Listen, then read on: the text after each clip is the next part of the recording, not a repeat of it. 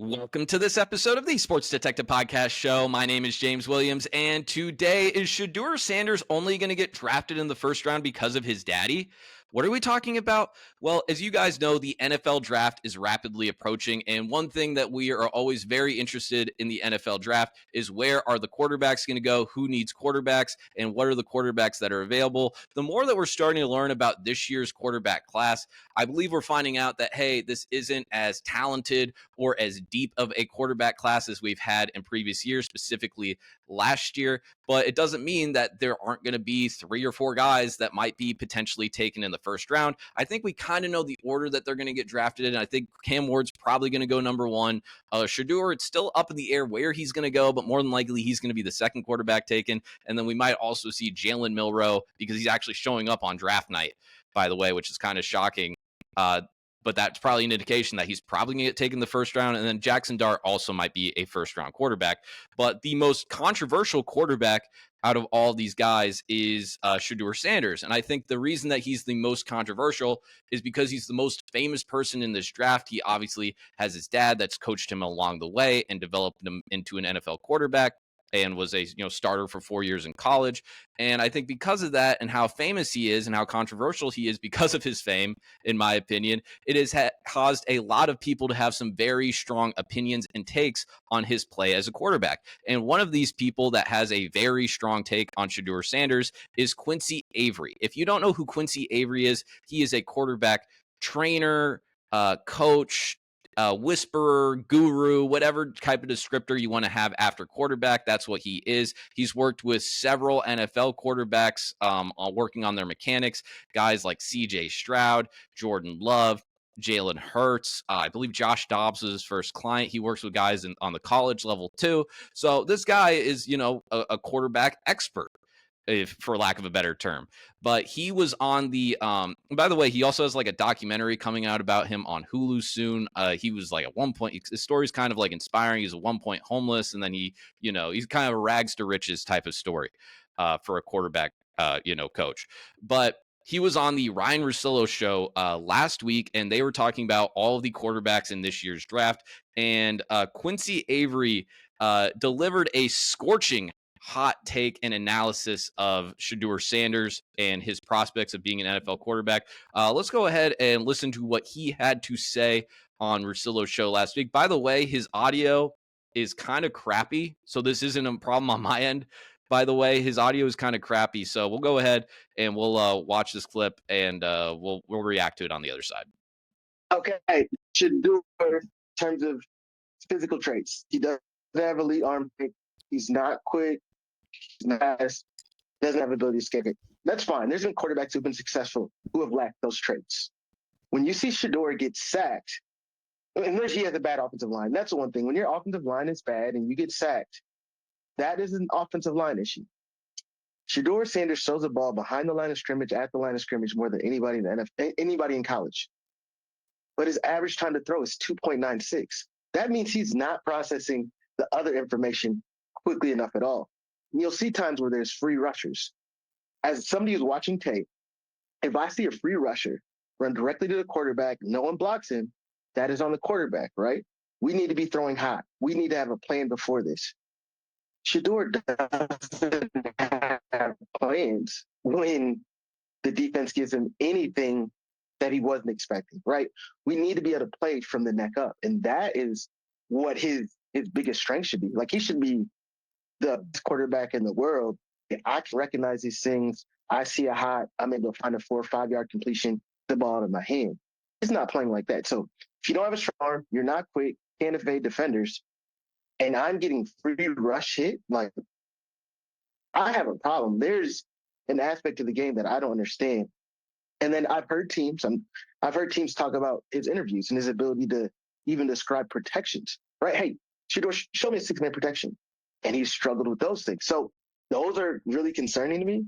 And I know that he goes in the first round because of all the hype and all the things that we said. But I think if his last name was Williams, he is a 6th-round quarterback. Damn. If his last name was Williams, my last name, by the way, he would be a 6th round quarterback.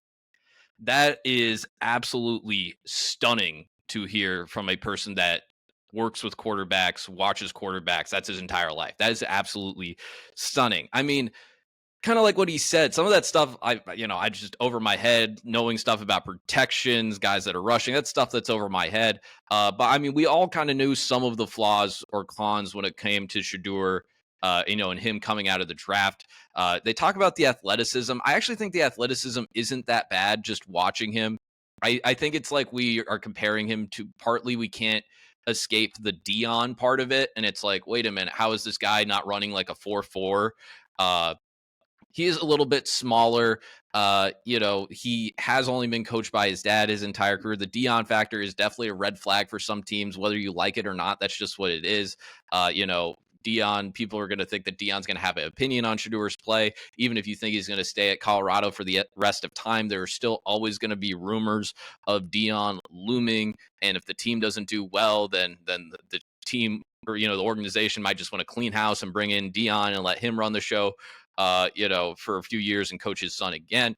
So there is like the red flags when it does come to Shedeur Sanders. But I'm willing to go out on a limb here too, guys. And maybe this is me just buying into the propaganda, me buying into, the aura of Shedeur Sanders. But I actually think he is the best quarterback in this year's class. I think he can make throws on all three levels of the field. I love how tough he was in college. I love how he didn't have to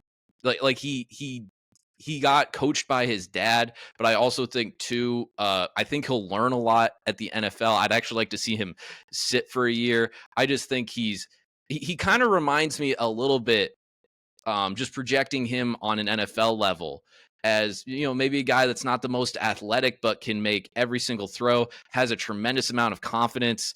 He reminds me a lot of, like, I think his ceiling could be, and this might be disappointing for some people to hear, but I think we're kind of looking at a trajectory of like a Baker Mayfield, or Joe Burrow. Guys that, don't necessarily have the physical stuff. Like Joe Burrow doesn't have a cannon arm. Baker Mayfield doesn't have a cannon arm, but they're very accurate and they're very tough. And almost it's like their confidence is something that is like just a positive trait where they just never get discouraged, how much they're beat up, how, if they ever throw bad passes. I'm a little concerned too about Shedeur, just talking about him as quarterback. Like those Colorado receivers last year were just all studs. And I'm not just talking about Travis Hunter. I'm talking about guys like LaJohntay Westard, guys like Shepard, who was really good. Like they just had a bunch of good receivers on that team last year, even though the offensive line was still bad. Like he's learning how to play like with just poor protection, even though, maybe he's not reading it the best and he could be doing better if he learned a little bit more. But you're telling me, hey man, he can go to like a smart quarterback coach on the NFL level. Like I honestly think the Browns would be an excellent destination for Shedeur Sanders. I think that would be excellent for him because Kevin Stefanski's won coach of the year a few times. He's a very smart offensive minded coach. The Browns do have like some weapons. I mean, I still think they kind of they're still a little bit in a rebuilding phase. Even Myles Garrett, like, he's the reason he resigned, or at least what you could believe what he said is he's like, oh, the quarterback situations, I kind of know what we're going to do there. It's like, kind of makes me think they might be drafting a quarterback. I'd be very scared for Shedeur if he ended up on the Giants or the Jets or the Saints. But if you're telling me he can go to a good situation with a good team and a good head coach, I'm all in on Shedeur Sanders. I really like him as a quarterback prospect. And that's not to say anything bad about Cam Ward too. And it's probably just because I watched Shedeur more in college. But the thing that scares me a little bit about Cam Ward is last year he declared for the draft. And I think people forget this. He declared for the draft and then he kind of got evaluated. And they're like, yeah, you're like a 5th round pick. Then he's like, all right, I'll just go back to the transfer portal and I'll go to Miami. And then, you could say he improved a little bit of his game. Miami also had an incredibly easy schedule this year, which probably made him look a lot better than what he was. He had better offensive line. He had better coaching. He had better, Miami had a bunch of awesome receivers on their team this year. So maybe those are things that kind of help prop up Cam Ward and make him look good. But I would do Shedeur 1, Cam Ward 2 in this year's draft, and then everything after that, I don't. I don't want to have an opinion on Jalen Milroe or Jackson Dart. I just don't think they're long-term NFL starters. I think only it's Shedeur and then Cam Ward. That's my opinion. But Quincy Avery here making me think a little bit. Making me think, is this something that, what's Shedeur going to look like when he's not getting coached by his dad?